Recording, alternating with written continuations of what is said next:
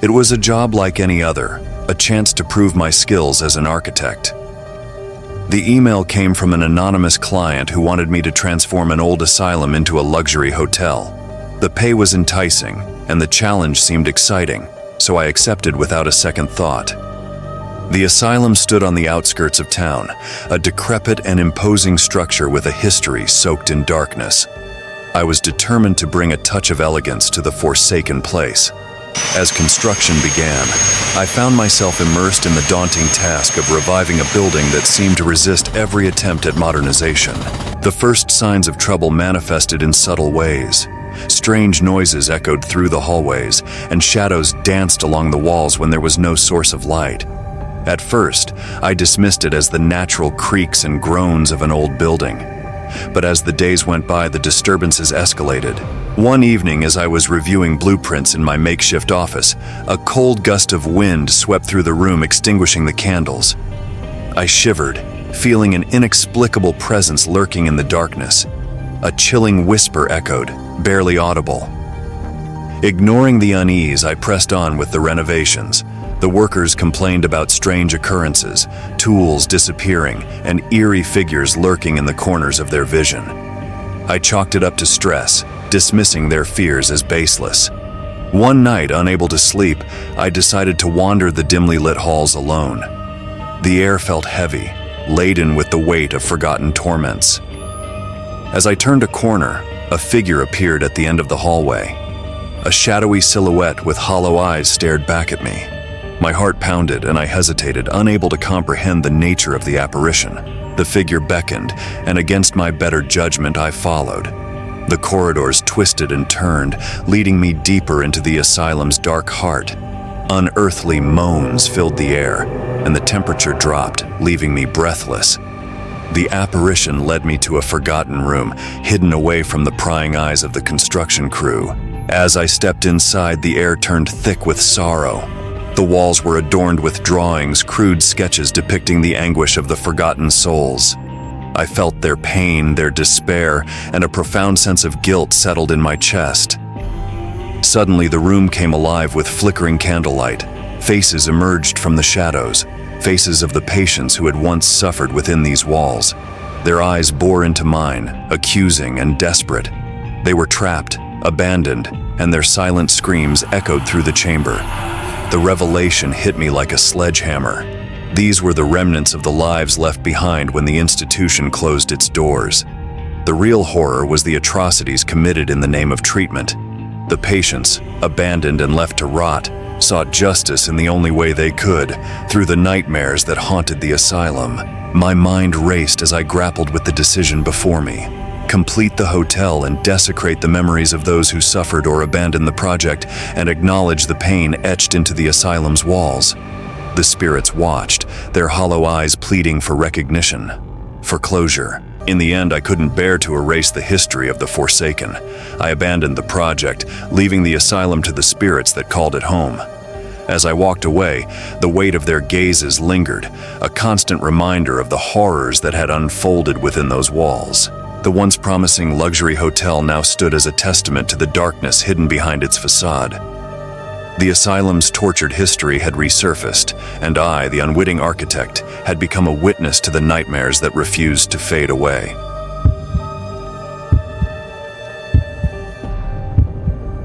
The wind moaned through the shattered windows, as if the asylum itself were exhaling a long-held breath.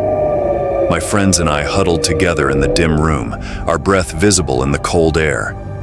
The abandoned asylum loomed around us, a colossal monument to forgotten suffering. We were here on a dare, enticed by the promise of spending a night in a place rumored to be haunted. Little did we know, the true horrors awaiting us were far more chilling than any ghostly apparition. The moon cast an eerie glow on the cracked linoleum floor as we stood in the lobby, our flashlights struggling against the encroaching darkness. The air inside felt heavy, laden with the history of pain and despair that clung to the decaying walls. Our footsteps echoed through the vast emptiness, creating a symphony of unease that followed us like a sinister melody.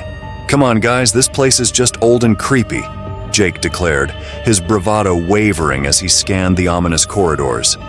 Despite his attempt at reassurance, an undeniable tension hung in the air. We moved forward, drawn deeper into the asylum's corridors, guided only by the feeble beams of our flashlights. The shadows seemed to have a life of their own, dancing and contorting with each step we took. Unseen whispers slithered through the darkness, leaving behind a haunting residue that seeped into our bones. It wasn't the ghostly encounters we expected. Instead, it was an unsettling sense that the asylum itself was alive. As we descended into the bowels of the building, the air grew colder, and the oppressive silence intensified. A soft, guttural sound echoed through the corridors, barely audible yet unmistakably present.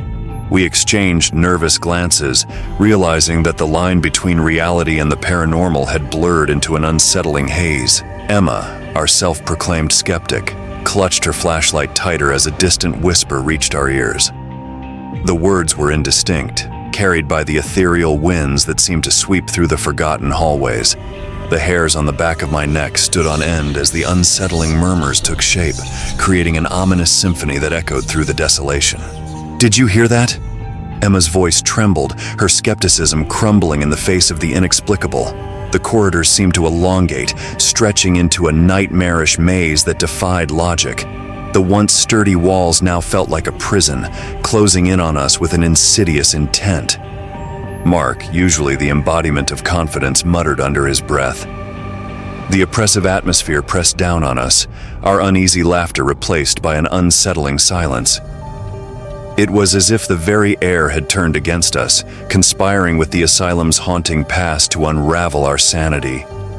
Our journey led us to a forgotten corridor, its peeling wallpaper and dim lights creating a macabre tapestry. Rusty, barred doors lined the hallway, revealing glimpses of hollow eyes staring back at us. The deranged laughter that had been a distant hum now swirled around us, growing louder with each passing moment. As we delved deeper into the asylum's secrets, the distorted figures we had glimpsed earlier manifested themselves with grotesque clarity. Emaciated faces pressed against the barred doors, their eyes vacant yet filled with an unsettling hunger. The laughter escalated into a guttural chorus, a symphony of madness that reverberated through the cold, desolate halls. "We need to get out of here." Mark's voice quivered, mirroring the fear etched on our faces. We quickened our pace, but the asylum seemed to resist our escape, its twisted corridors morphing into a nightmarish puzzle that defied logic. Wide-eyed and breathless, we realized the asylum harbored not ghosts, but the tortured remnants of human suffering, forgotten inmates left to wither away in the shadows. The asylum itself seemed to pulse with the anguish of those who had been abandoned within its walls. Our desperate attempts to escape were met with the relentless pursuit of the forgotten souls we had disturbed. The laughter transformed into frenzied snarls, and the inmates, fueled by a madness born of neglect, clawed at the bars, their eyes reflecting an insatiable hunger. In our frantic flight, the once familiar hallways blurred into a disorienting labyrinth. The asylum's oppressive embrace tightened, squeezing the air out of our lungs. We stumbled upon the exit, a dimly lit doorway promising salvation, but the asylum's malevolence followed us like a shadow. The moon hung in the sky as we burst into the cold night air, gasping for breath. The asylum was a silent sentinel of the horrors we had unleashed. Our laughter, once carefree, now echoed with the weight of the forgotten souls left behind. The harrowing experience left an indelible mark on us, a reminder that true horror wasn't always confined to the supernatural. As we stood there, shaken to our core, the asylum's malevolence lingered, casting a perpetual shadow on our souls. The moonlit night seemed to hold its breath, as if awaiting the next unsuspecting souls to fall prey to the asylum's chilling embrace.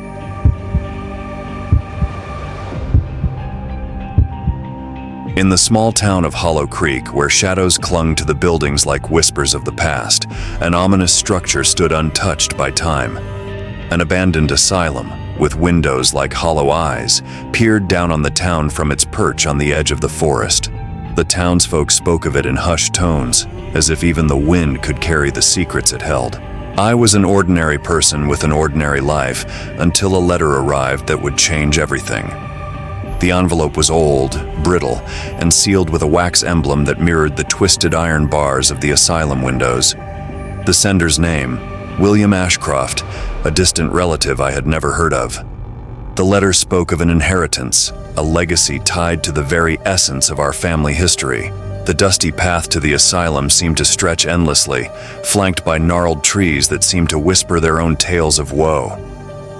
As I approached, the asylum loomed larger, an imposing silhouette against the gray sky. My heart raced, not just from the eerie atmosphere, but from the anticipation of unraveling the enigma that lay within. The creaking door protested as I pushed it open, revealing a dimly lit corridor that seemed to stretch in both directions infinitely. The air inside was thick with an unsettling stillness. I moved cautiously, my footsteps echoing through the desolation. Dust danced in the beams of weak sunlight that filtered through the grimy windows. I discovered an office, its door slightly ajar. The room was cluttered with aged papers, dusty ledgers, and faded photographs. As I sifted through the forgotten relics, I stumbled upon journals bound in cracked leather. The writings within were a mosaic of madness, penned by ancestors I never knew existed. The words crawled across the pages like the desperate scratches of souls clinging to sanity. William Ashcroft, the author of one particularly ominous journal, chronicled the hereditary madness that plagued our family for generations. The asylum, it seemed, was a repository for our bloodline's darkest secrets. The more I read, the more the cold fingers of dread tightened their grip around my heart. The entries spoke of twisted experiments, treatments that were more torment than remedy. The faces of our kin stared back at me from the pages, their eyes hollow, their expressions vacant. The hereditary madness manifested differently in each generation, a cruel inheritance that no one could escape. As I descended deeper into the asylum's history, I found medical records that detailed treatments and procedures that would send shivers down the spine of any sane person. I could almost hear the anguished cries reverberating through the sterile walls, a haunting symphony of suffering passed down through the ages. The realization sank in like a stone in my stomach. The madness was not a specter of the past. It was a living, breathing entity coursing through my veins, an inheritance that refused to be ignored. Panic clawed at the edges of my mind as I grappled with the weight of the revelation. In my desperate quest for understanding, I stumbled upon a hidden chamber deep within the asylum. The air was thick with the acrid scent of decay, and as I flicked on my flashlight, the beam revealed a room filled with makeshift beds and restraints. The walls were etched with frenzied scrawls, a testament to the tortured souls that had occupied this space. Among the scribbles, one word stood out: release. It echoed through my mind like a whispered plea. The chamber seemed frozen in time, a snapshot of the madness that had festered within the asylum's walls. But there was something more, a gnawing suspicion that the release sought was not just from the physical constraints, but from the insidious grip of the hereditary madness. The flickering lights cast long shadows that danced on the walls, and I heard a distant sound, a haunting echo of footsteps that didn't belong to me. The air became charged with an otherworldly tension, and I felt an unseen presence lurking in the shadows. As I retraced my steps, the asylum seemed to shift and contort, its walls pulsating with an unsettling energy. The madness, it seemed, was not confined to the journals and records. It permeated the very fabric of the building, an entity unto itself. I reached the entrance, my heart pounding in my chest. The letters, the journals, the revelations, they all led me to this moment. The legacy of inherited madness weighed heavy on my shoulders, a burden I could no longer deny. As I stepped into the fading light, a chilling wind whispered through the trees, carrying with it the tormented whispers of those who came before. The truth, once uncovered, refused to be buried again.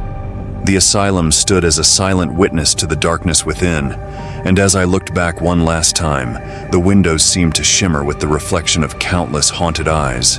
The legacy of madness, it seemed, was not confined to the asylum. It was a spectral thread that wove through the tapestry of our family's history, a legacy that lingered like a ghost in the recesses of my own mind. The chilling realization settled over me like a shroud.